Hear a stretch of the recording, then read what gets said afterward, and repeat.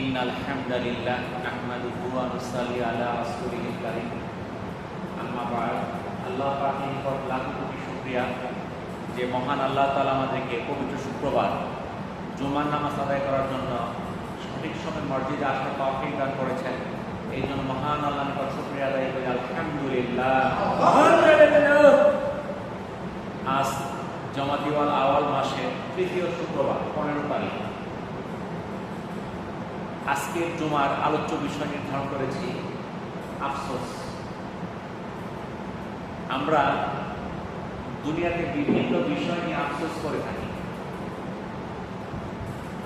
তো এই আফসোসটা কি শুধু দুনিয়াতে আছে নাকি আখিরাতেও আছে? কি মনে হয় আপনাদের?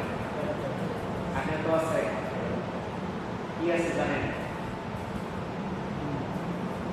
দুনিয়াতে যে কি কি আফসোস আমরা করি এটা আমরা মোটামুটি জানি, কিন্তু আখিরাতে আমাদের কি কি আফসোস হইতে পারে কিংবা মানুষ কি কি আফসোস করবে সেই সম্পর্কে আমাদের জানা নাই।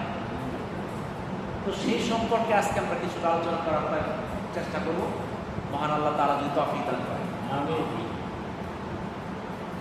তো আমরা দুনিয়াতে দেখি আমরা বিভিন্ন বিষয় নিয়ে আফসোস করি, কখনো ব্যবসা বাণিজ্য নিয়ে, টাকা পয়সা নিয়ে, চাকরি বাকরি নিয়ে, জমি জমা নিয়ে বিভিন্ন ভাবে আফসোস করি। কিন্তু আখিরাতে আমরা কি আফসোস করব সেই সম্পর্কে মহান আল্লাহ তাআলা পবিত্র কোরআনে সুস্পষ্টভাবে বলে দিলেন যে মানুষ মৃত্যুর পর পরকালে কি কি সে আফসোস করবে। তো মৃত্যুর পর মানুষ 9টা বিষয় নিয়ে আফসোস করবে, এই সম্পর্কে আল্লাহ তাআলা মহাপবিত্র গ্রন্থ আল কোরআনে বর্ণনা করেছেন। তাহলে পবিত্র কোরআনে আল্লাহ তাআলা কয়টি বিষয় বলেছেন? 9টি। 1 নাম্বার, আল্লাহ তাআলা বলেন ইয়া লাইতানি কুনতু তুরাবা, হায় আমি যদি মাটি হয়ে যেতাম। মানুষ আফসোস করে কি বলবে? হায় আমি যদি মাটি হয়ে যেতাম। কেন করবে? মৃত্যুর পর তার কৃতকর্মের কারণে যারা অবাধ্যতাকারী, আল্লাহর হুকুম মানে নাই, তারা সেই হাসরের ময়দানে, ভয়াবহ কিয়ামতের ময়দানে তারা আতঙ্কিত হয়ে যাবে। তারা সেই আযাব থেকে বাঁচার জন্য আকাঙ্ক্ষা করবে যদি আমি মাটি হয়ে যেতাম।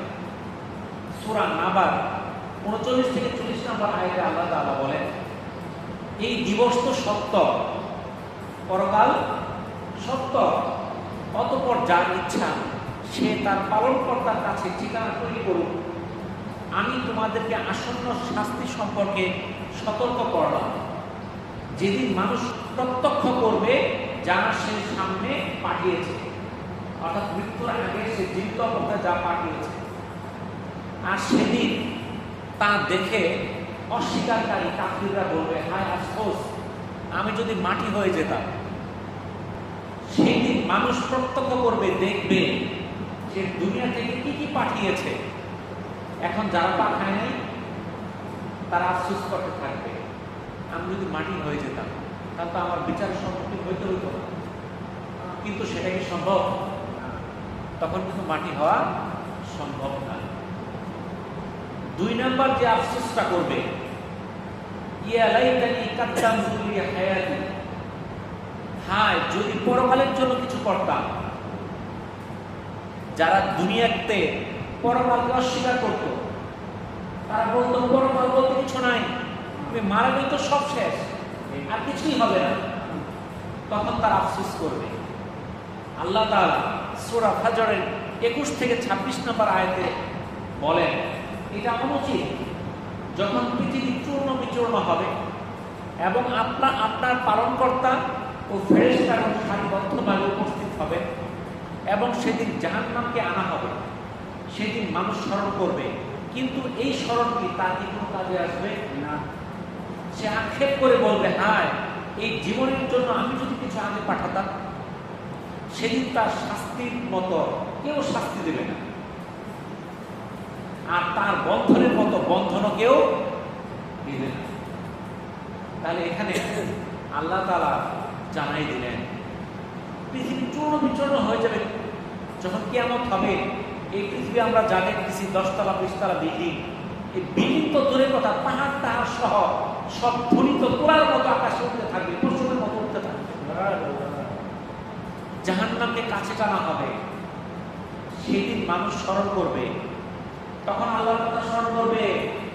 আল্লাহ তাআলা তো বলছিল, আমরা কোরআনে পড়ছিলাম, আমরা ওয়াজের ময়দানে শুনছিলাম, আলেম ওলামারা বলছিল, কিন্তু তাদের কথা কিন্তু আমরা প্রক্ষেপ করি নাই। তখন তারা সেটা বিশ্বাস করবে, তখন আল্লাহর কথাকে স্মরণ করবে, কিন্তু এই স্মরণ করায় তাদের কোনো কাজে আসবে না। তখন তারা আফসোস করে বলবে, হায়, আমি যদি এই জীবনের জন্য কিছু পাঠাতাম। তাদের সেই দিনের শাস্তি এত শাস্তি হবে, যেই শাস্তি মহান আল্লাহ ছাড়া আর কেউ তাদেরকে কখনো দেয়নি, দিতে পারবে না। এমনভাবে বন্ধন বেঁধে দেওয়া হবে।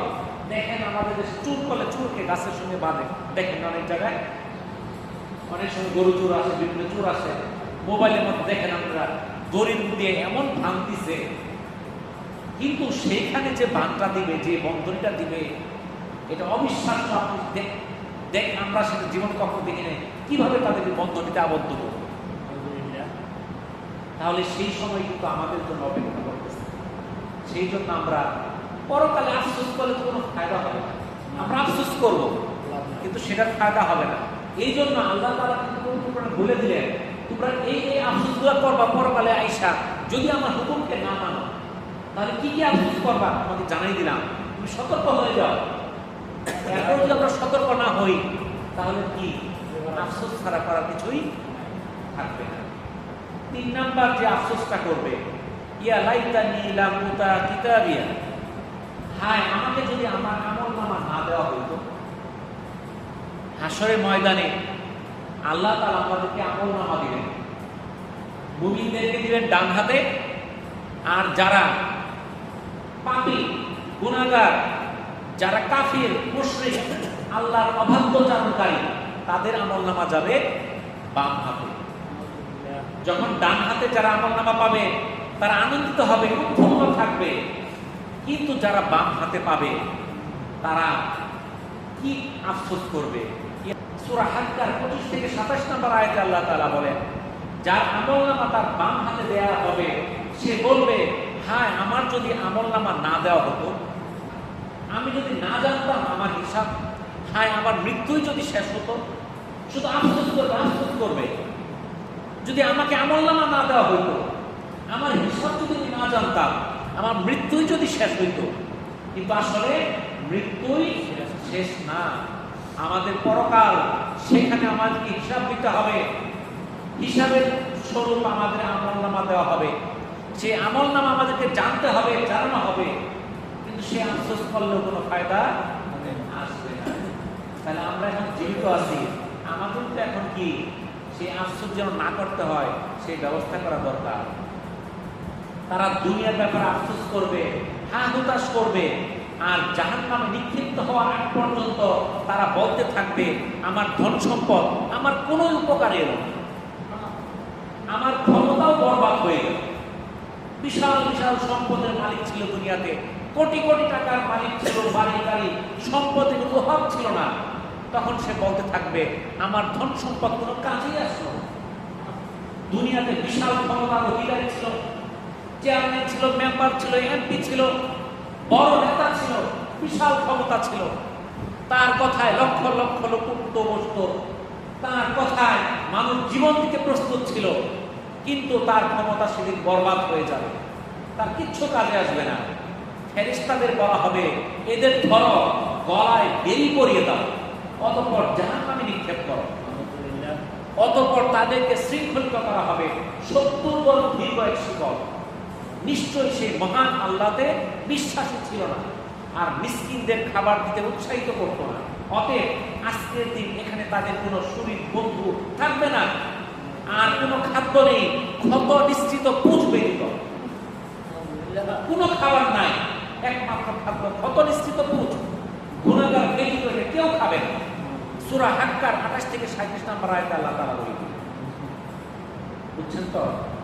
এই কোরআনের আয়াতগুলো যখন আমরা তো পড়ি না, পড়া বোঝার চেষ্টা করলে কি লিখছে আল্লাহ তাআলা কোরআনে, যদি আমরা পড়তাম, তাহলে আমার ইসলামকে বিক্রি করিয়া আমি দুনিয়া কামাই করতাম না। দুনিয়ার ক্ষমতার জন্য আজকে আমরা ইসলামকে বিক্রি করে দিচ্ছি। টাকার লোভে আমি যা খুশি তাই বলছি, টাকার লোভে আমি যা খুশি তাই করতেছি, হালাল হারামকে আমি দেখতেছি না। তখন কিন্তু ঠিকই বলবে তার ধন সম্পদ আমার কোনোই কাজে আসলো না, ক্ষমতাও বরবাদ হয়ে গেল। ফেরেশতাদের বলা হবে কি, এদেরকে বেরি পরাও, বেরি পরিয়ে জাহান্নামে নিক্ষেপ করো, শৃঙ্খলিত করো, এমন শিকল যার বলবো হলো 70 গজ। কারা? যারা আল্লাহতে বিশ্বাসী ছিল না। এখন যদি আমরা বলি আমরা আল্লাহতে বিশ্বাস করি, তাহলে আল্লাহর হুকুম মানতেছি কিনা? যদি আল্লাহর প্রত্যেকটা হুকুমকে আমি মানতে পারি, তাহলে আমি আল্লাহকে বিশ্বাস করি। কি বলেন? আর যে আল্লাহ হুকুম আমি না মানি, তাহলে কি বিশ্বাস করলাম? বিশ্বাস করতেই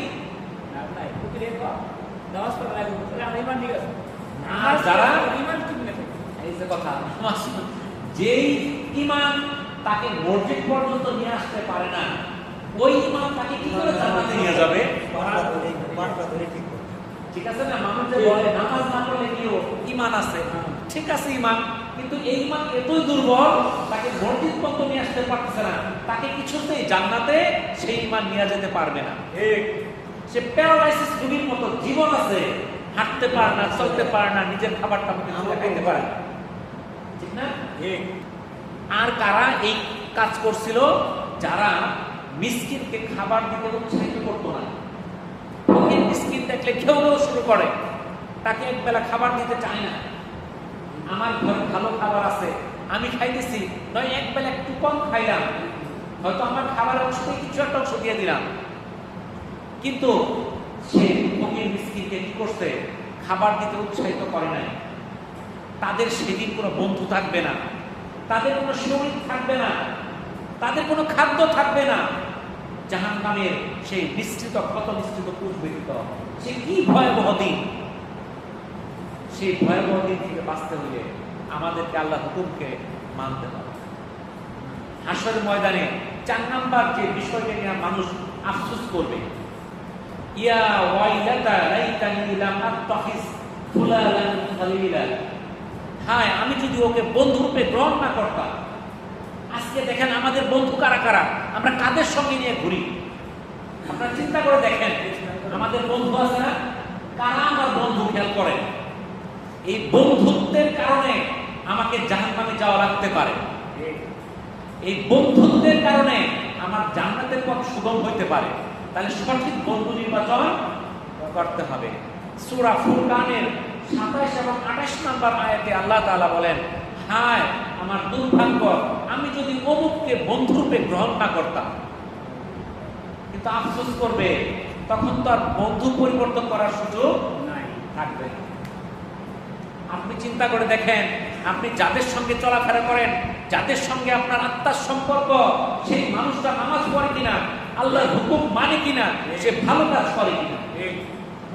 আজকালকে দেখেন আমাদের সুসম্পর্ক ভালো মানুষের চেয়ে খারাপ মানুষের মধ্যে বেশি। বুঝতে পারছেন? ভালো মানুষের সঙ্গে খারাপ মানুষের সঙ্গে সম্পর্ক আমাদের অনেকেরই বেশি। সেটা ত্যাগ করতে হবে। আর নয়তো তখন আমরা সেই ভয়াবহ কিয়ামতের সময় হাসরের ময়দানে আমরা আফসোস করব, যদি অমুককে বন্ধুরূপে না গ্রহণ করতাম। আজকে আমরা বন্ধুরূপে কাকে গ্রহণ করি? যার ক্ষমতা আছে, প্রভাব আছে, প্রতিপত্তি আছে, যাকে দেখে মানুষ ভয় পায়। একজন মুমিনকে দেখে মানুষ ভয় পাবে না। আজকে ভয় কাকে দেখে পায়? সন্ত্রাসীকে দেখে পায়। কারণ তার বিরুদ্ধে কিছু বললে আপনার খবর আছে, হাত পা ভেঙে দিবে, এমন আছে জীবন শেষ করে দিবে, ওকে দেখে ভয় না। এখন আপনি তাকে যে বন্ধু বানাইছেন কেন? আপনি মানুষের সামনে যায় আপনি ক্ষমতা দেখাইতে পারবেন, আপনি বলতে পারবেন আমি অমুক নেতার ভাই, অমুক নেতার বন্ধু, অমুকের সঙ্গে উঠা বসা করি। শুধু এইটুক বলার জন্য আজকে মানুষ, শত শত মানুষ নেতাদের পিছনে ঘুরে। সেই নেতা যদি পাপাচারী হয়, অপকর্মে লিপ্ত হয়, সেই অপকর্মে আপনি জড়িত হন, হাসরের ময়দানে আপনাকে কি করতে হবে? আফসোস করতে হবে, হায় আমি অমুককে যদি বন্ধুরূপে গ্রহণ না করতাম। সেই আফসোসের কিছুই হবে। দেখেন আজকালকে রাজনীতি হয়, বড় বড় নেতা আছে বিভিন্ন দলের, আমি কোনো এক দল বলতেছি না, সকল দলের কথাই বলতেছি। রাস্তায় হামলা হচ্ছে, মারামারি হচ্ছে, ভাঙচুর হচ্ছে, বিভিন্ন কর্মী মারা যাচ্ছে না? আওয়ামী লীগের কর্মী মারা যাচ্ছে, বিএনপির কর্মী মারা যাচ্ছে, অমুক দলের মারা যাচ্ছে, তারা জীবন দিতেছে, কিন্তু কোন নেতা কিন্তু মারা যাইতেছে না, কোন নেতার সন্তান মারা যাইতেছে না, তাদের সন্তান মাঠে নামতেছে না, তাদের সন্তানকে বিদেশে লেখাপড়া করাইতেছে, আর আপনি আমি গরিবের সন্তান রাস্তায় যায় তাদের জন্য মরতেছে। আপনি আমাকে দিয়ে বিভিন্ন প্রকল্প করাচ্ছে, আরেকজনের মাথায় খুব দেওয়া হইতেছে, আরেকজনকে আঘাত করাইতেছে, তাদের কথা আমি বিভিন্ন প্রকল্প করতেছি, তারা ঘরে বসে রয়েছে এসি রুমে। কিন্তু তাদের সেই বন্ধুত্ব, তাদেরকে বন্ধুত্ব গ্রহণ করার কারণে আমাকে সেই দিন আফসোস করতে হবে, হ্যাঁ আমি যদি অমুককে বন্ধু রূপে গ্রহণ না করতাম। আমরা এখনই সাবধান হয়ে যাই, আমরা কার সঙ্গে বন্ধুত্ব রাখছি, সে আচার নৈতিকতা কি আছে, এটা আমার জানার বিষয়। যদি তার আচার আচরণ ভালো হয়, তার সঙ্গে আমার বন্ধুত্ব থাকবে, আর নয়তো আসা যাওয়া হবে, সালাম দিব, এই পর্যন্ত আমার বন্ধুত্ব, আর বেশি আগানো দরকার নাই। বুঝতে পারছেন তো? আপনি শুধু দুনিয়ার লাভের জন্য আপনি বন্ধু বানায়েন না সেই সকল লোককে যাদের কারণে আপনার জাহান্নামে যাওয়া লাগবে। 5 নাম্বার যে বিষয়টি নিয়ে মানুষ সেই হাসরের ময়দানে কিয়ামতে আফসোস করবে, ইয়া লাইতানা আতানা আল্লাহু ওয়া আতানা রাসূলা, হায় আমরা যদি আল্লাহ রাসূলের আনুগত্য করতাম। কি আফসোস করবে? হ্যাঁ আমি যদি আল্লাহ ও রাসূলের আনুগত্য করতাম। আমাদেরকে তো আল্লাহ তাআলা কোরআনের বিভিন্ন আয়াতে বলছে তুমি আনুগত্য করো কার? আল্লাহর এবং রাসূলের। হাদিসে আসছে, কিন্তু আমরা আনুগত্য আল্লাহর করি নাই, রাসূলের কেউ আমরা অনুসরণ করি নাই। তখন কিন্তু আমরা ঠিকই আফসোস করব, কিন্তু সেই আফসোস আমাদের কোনোই কাজে লাগবে না। নিশ্চয় আল্লাহ কাফিরদেরকে অভিসম্পাত করেছেন এবং তাদেরকে তাদের জন্য জ্বলন্ত আগুন জাহান্নাম প্রস্তুত করে রেখেছেন। তারা অনাদি অনন্তকাল সেখানে থাকবে, তাদের কোনো অভিভাবক সাহায্যকারী থাকবে না, তাদের আগুনের কারণে তাদের মুখমণ্ডল উলটপালট হয়ে যাবে। সেদিন তারা কি বলবে? সূরা আহজাবের 64 থেকে 66 নম্বর আয়াতে মহান আল্লাহ তাআলা বলেন, হ্যাঁ আমরা যদি আল্লাহর আনুগত্য করতাম এবং রাসূলের আনুগত্য করতাম, কিন্তু সে আফসোস করার কোনো কাজে আসবে না। এখনই আপনি কি করেন? আল্লাহর আনুগত্য করেন, রাসূলের আনুগত্য করেন। আল্লাহ তাআলা আমাদেরকে যেই হুকুমগুলো করেছে সেটা আমাদেরকে মেনে নিতে হবে। রাসূল যে জীবন বিধান আমাদের কাছে পৌঁছায় দিয়েছে সেই জীবন বিধানকে গ্রহণ করতে হবে, সেখানে সংযোজন বিয়োজন কাটাছেঁড়া করা যাবে না। তাহলে আমাকে সেই দিন আফসোস থেকে বাঁচতে হবে, বাঁচা যাবে। আর যদি আমি কাটাছেঁড়া করি, আমি মন যা চায় তাই নিয়ে চলাফেরা করি, তাহলে আমার ঠিকানা হবে জাহান্নাম, আর সেখানে আফসোস ছাড়া আমার জন্য আর কিছুই থাকবে না। সেই দিন যারা অবিশ্বাসী কাফির আল্লাহর কাছে তাদের নেতা তথা পথভ্রষ্টকারীদের ব্যাপারে অভিযোগ করবে। যখন জাহান্নামী হবে, তাদের ঠিকানা হবে কঠিন জায়গা, তখন আল্লাহর কাছে অভিযোগ যাবে, আমি তো অমুকের কথাই কাজ করছি, আমার নেতা তো ছিল অমুক। তখন তাদের কি হবে? তাদের জন্য দ্বিগুণ শাস্তির আবেদন করবে। মহান আল্লাহ তাআলা সূরা আহজাবের 67 থেকে 68 নম্বর আয়াতে বলেন, তারা আরো বলবে, হে আমার পালনকর্তা, আমরা আমাদের নেতা ও বড়দের কথা মেনেছিলাম, অতঃপর তারা আমাদের পথভ্রষ্ট করেছিল। হে আমার পালনকর্তা, আপনি তাদের দ্বিগুণ শাস্তি দিন এবং তাদের মহা অভিসম্পাত করুন।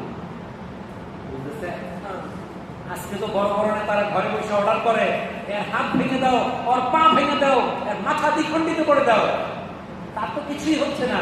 সে মনে করতেছে দুনিয়াতে বেঁচে গেলাম, আমার কোনো বিচার হচ্ছে না। বিচার হলে কার হবে? যে মারছে ওর হবে, আমি তো আর মারছি না।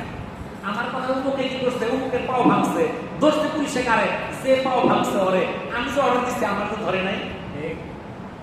কিন্তু আখিরাতের ময়দানে সে তো আল্লাহর কাছে অভিযোগ দিবে, আমি উমুকের কথাই অপকর্মগুলো করছি, তার শাস্তি আমার যে দ্বিগুণ করে দাও, তার প্রতি মহা অভিসম্পাত করো। তার শাস্তিটা আর কি হবে? এই দুনিয়াতে বেঁচে গেছে, আখিরাতে বাঁচতে পারবে না। 6 নাম্বার আফসোসটা সে কি বিষয় নিয়ে বলে, ইয়া লাইতানি তাত্তাখাযু মা রাসূলি সাবিলা, হায় আমি যদি রাসূলের পথ অবলম্বন করতাম। ইয়া লাইতানি তাখাযতু মা'আর রাসূলি সাবিলা, হায় আমি যদি রাসূলের পথ অবলম্বন করতাম। অবিশ্বাসী যারা, তারা কি রাসূলের পথ অনুসরণ করে? যারা পাপিষ্ঠ, আল্লাহর হুকুম আহকাম মানে না, তারা কিন্তু রাসূলের পথ অনুসরণ করে নাই। তারা সেদিন আকাঙ্ক্ষা করবে, আফসোস করবে, আমি যদি রাসূলের পথ অনুসরণ করতাম। সূরা ফুরকানের 27 নম্বর আয়াতে আল্লাহ তাআলা বলেন, জালেম যেদিন আপন হস্তদ্বয় দংশন করতে করতে বলবে, হায় আফসোস, আমি যদি রাসূলের সাথে পথ অবলম্বন করতাম। কিভাবে সে আফসোস করবে? নিজের হাত নিজে কামড়াতে থাকবে আর বলবে, হ্যাঁ আমি যদি রাসূলের পথ অবলম্বন করতাম। তো আমরা কেন করতেছি না এখন দুনিয়াতে? আমাদের তো সুযোগ আছে রাসূলের পথ অনুসরণ করার, রাসূলের পথকে মেনে নেওয়ার, কিন্তু আমরা রাসূলের পথকে মেনে নিচ্ছি না। আমার মন যা চায় আমি সেই পথে চলছি। 7 নম্বর আফসোস হবে, ইয়া লাইতানি কুনতু মাআহুম ফাআফুযা ফাওজান আযীমা, হায় আমিও যদি তাদের সঙ্গে থাকতাম তাহলে বিরাট সফলতা লাভ করতাম। দুনিয়াতে আমরা অনেকের সঙ্গে থাকি, আবার অনেক দল আছে আমরা যাদের সঙ্গে থাকি তারা তাদের সঙ্গে না থেকে অন্য দলের সঙ্গে আছে। দেখা যাবে যারা সৎকর্মশীল তাদের দলে যারা ছিল, তাদের দলে থাকার কারণে তারা জান্নাতি হয়ে যাবে, তারা মওকুফ পেয়ে যাবে। কিন্তু আমরা ওদের দলে না থাইকা, বদকারদের দলে থাইকা আমরা যখন জাহান্নামী হব তখন আফসোস করতে থাকবো, কিন্তু এই আফসোসের কোনো ফায়দা থাকবে না। মহান আল্লাহ তাআলা সূরা নিসার 72 নম্বর আয়াতে বলেন, আর তোমাদের মধ্যে এমনই কেউ কেউ রয়েছে যারা অবশ্যই বিলম্ব করবে এবং তোমাদের উপর কোনো বিপদ উপস্থিত হলে বলবে, আল্লাহ আমার প্রতি অনুগ্রহ করেছেন যে আমি তাদের সাথে যাইনি। তাহলে এখানে আল্লাহ তাআলা বলে দিলেন, কি বললেন? তোমাদের মধ্যে কেউ কেউ রয়েছে যারা বিলম্ব করবে এবং বিপদ উপস্থিত হলে বলবে যে আল্লাহ তাআলা আমার প্রতি অনুগ্রহ করেছেন যে আমি তাদের সাথে যাইনি। আর যখনই সঠিক পথের অনুসারীরা নিয়ামত লাভ করবে তখন অবিশ্বাসীরা এমন ভাব দেখাতো যে তাদের সঙ্গে সঠিক পথের অনুসারীদের কোনো বিরোধিতাই ছিল না। যখন ওই সঠিক পথের অনুসন্ধানী তারা যখন সঠিক পথ পাওয়া যাবে তাদের সঙ্গে এমন ভাব করবে, আমি তো তোমার সঙ্গে আছিলাম, কিন্তু চলছে কিন্তু উল্টা, কিন্তু ভাব দেখাবে আমি তোমাদের সাথেই ছিলাম। তাদের সম্পর্কে মহান আল্লাহ তাআলা সূরা নিসা 73 নম্বর আয়াতে বলেন, পক্ষান্তরে তোমাদের প্রতি আল্লাহর পক্ষ থেকে কোনো অনুগ্রহ এলে তারা এমন ভাবে বলতে শুরু করবে যেন তোমাদের মধ্যে এবং তাদের মধ্যে কোনো মিত্রতাই ছিল না। তারা সেখানে বারবার এই আকাঙ্ক্ষা করতে থাকবে, হায় আমি যদি তাদের সঙ্গে থাকতাম তাহলে আমি যে সফলতা লাভ করতাম। সূরা নিসা 73 নম্বর আয়াত। 8 নম্বর আফসোস হচ্ছে, ইয়া লাইতানি লাম উশরিক বিরব্বি আহাদা, হায় আমি যদি আমার রবের সঙ্গে কাউকে শরীক না করতাম। যারা দুনিয়াতে শরীক করে আল্লাহর সাথে বিভিন্ন বস্তুকে, বিভিন্ন ব্যক্তিকে শরীক করে, তারা সেদিন আফসোস করবে, কিন্তু সেই আফসোস কোনো কাজে আসবে না। কি আফসোস করবে? সূরা কাহফের 42 নম্বর আয়াতে মহান আল্লাহ তাআলা বলেন, সে বলতে লাগলো, হায় আমি যদি কাউকে আমার পালনকর্তার সাথে শরীক না করতাম। 9 নাম্বার আফসোস, কি আফসোস করবে?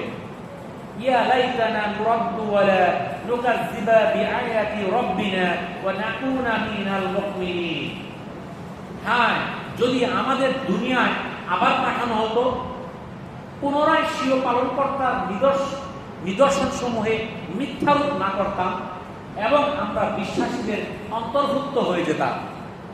তখন তা আফসোস করবে, হায় যদি আমাদেরকে আবার দুনিয়াতে পাঠানো হতো তাহলে আমরা ভালো হয়ে যেতাম, আমরা স্বীয় পালনকর্তার নিদর্শন সমূহকে মিথ্যারোপ করতাম না এবং বিশ্বাসীদের অন্তর্ভুক্ত হয়ে যেতাম। কিন্তু তাদেরকে পুনরায় দুনিয়াতে পাঠানো হবে না। তাহলে সেই পরকালের ভয়াবহ সেই অবস্থা দেখে সেই যারা দুনিয়াতে গুনাহগার ছিল, পাপাচার লিপ্ত ছিল, কাফির মুশরিক ছিল, তারা এই আফসোসগুলো করবে। এই 9টা আফসোস যদি আমরা বাঁচতে চাই তাহলে আমাদের কি করতে হবে? এখনই আমরা সাবধান হইতে হবে। মহান আল্লাহ তাআলা বলেন সূরা আনআমের 27 নম্বর আয়াতে, আর আপনি যদি দেখেন যখন তাদের জাহান্নামের উপর দাঁড় করানো হবে, তারা বলবে কতই না ভালো হতো যদি আমাদের পুনরায় দুনিয়ায় পাঠানো হতো, তাহলে আমরা স্বীয় পালন করতাম, নিদর্শন সময় নির্ধারণ করতাম না, আর আমরা বিশ্বাসীদের অন্তর্ভুক্ত হয়ে যেতাম। মৃত্যু পরবর্তী জীবনে মানুষ দুনিয়ার হিসাব নিকাশ দেবে, আর এইভাবে সে আফসোস করতে থাকবে নিজের কৃতকর্মের ব্যাপারে। সেই দিন আফসোস করা ছাড়া কোনো লাভ থাকবে না, থাকবে না তাদের কোনো বন্ধুত্ব। তারা শুধু আফসোস, সে কি করবে? আকাঙ্ক্ষা করবে, আক্ষেপ করবে, কিন্তু সে তাতে কোনো তার ফায়দা হবে না। তাইলে আমরা যদি এই দুনিয়াতে আমরা যদি ভালো কাজগুলো করে দিতে পারি, তাহলে কিন্তু আমাকে আখিরাতে আর আফসোস করতে হবে। তাহলে সেই আফসোস থেকে বাঁচার এখনো কিন্তু সময়। কিন্তু দেখেন এই যে জুমার দিনে, এখন কিন্তু খাটো দিন, খাটো দিনে আল্লাহ রাসূল জুমার নামাজ আগে পড়তেন। জুমার নামাজ খাটো দিনে আগে পড়া সুন্নত, আর গরমের দিন যখন লম্বা দিন থাকে দেরি করে পড়া সুন্নত। এই জন্য আমরা চেষ্টা করি আজান হওয়ার সাথে সাথে আমরা মসজিদে চলে আসার জন্য। এখানে আমরা যে আলোচনাগুলো করি, আপনার দেখেন এখানে আমরা আধা ঘন্টা 40 মিনিট যে আলোচনা করি, কোরআন হাদিসের বাইরে কোনো আলোচনা হয় না। আপনি আজকালকে দেখেন এই মিম্বরে বৈশা, এই সবার মঞ্চে বৈশা, সবার নামে, বক্তব্যের নামে, কোরআন হাদিসের নামে মানুষের গীবত দেওয়া হইতেছে, কিচ্ছা কাহিনী দেওয়া হইতেছে, যেটা মানুষকে কলুষিত করতেছে, ইসলামের ক্ষতির কারণ হইতেছে, কোনো লাভ হইতেছে না। হইতেছে না, অন্তত এইটি আর থেকে এটা তো হয় না, নাকি বলে? যতক্ষণ আলোচনা করা হয় কোরআন হাদিসের আলোচনাই করা হয়, কিন্তু আমরা এই কোরআন হাদিসের আলোচনা উপেক্ষা করে আমি বাড়িতে আমরা ঘুম পড়লাম 12টা পর্যন্ত, গোসল টোসল করে আস্তে আস্তে। তাহলে আমরা যথাসময়ে আসার চেষ্টা করি, আমরা কোরআনের আলোচনাগুলো আমরা শোনার চেষ্টা করি। আমাদের ওখানে যখন আজানটা হয়, এই মুহূর্তে কথা বলেছি না, আমাদের লোকাল আশেপাশে নকলার কাছাকাছি যেদিকে যান, আজানটা যে হয়, যে কণ্ঠটা মনের মধ্যে ওইরকম সমুদ্র কণ্ঠ বেজে ওঠে না। আপনি যখন মক্কা মদিনা যাবেন, যখন আজানের শব্দটা হবে, মনের মধ্যে শিহরিত হয়ে উঠবে, কি সুন্দর আজান। আপনি ঢাকায় যান, বড় বড় মসজিদে আজান যখন দেয়, মনে হয় শুনতেই থাকি, এত সুন্দর কণ্ঠে আজান দেয়, কিন্তু আমরা দিতে পারি না। এত সুন্দর তেলাওয়াত করে, আপনার শুনতে ইচ্ছা করে। আপনার মক্কাতে যখন তিলাওয়াত শুরু করে, আপনার তিলাওয়াত চলে যায় 15 মিনিট, 10 মিনিট, 15 মিনিট, এক রাকাতে 15 মিনিট তিলাওয়াত করে ফেলছে এক রাকাতে।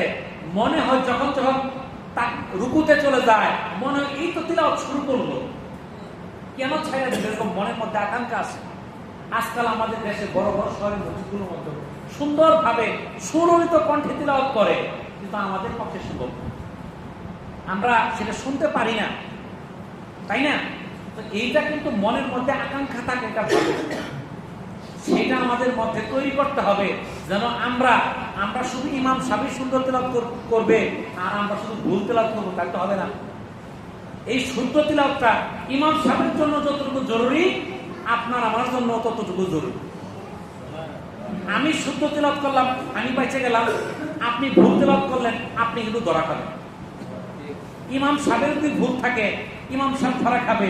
জামাতের নামাজে পড়লে আপনি বেঁচে গেলেন, কিন্তু আপনি যখন একা একা নামাজগুলো পড়বেন, সেই তেলাওয়াত ইমাম সাহেব করে দিবে।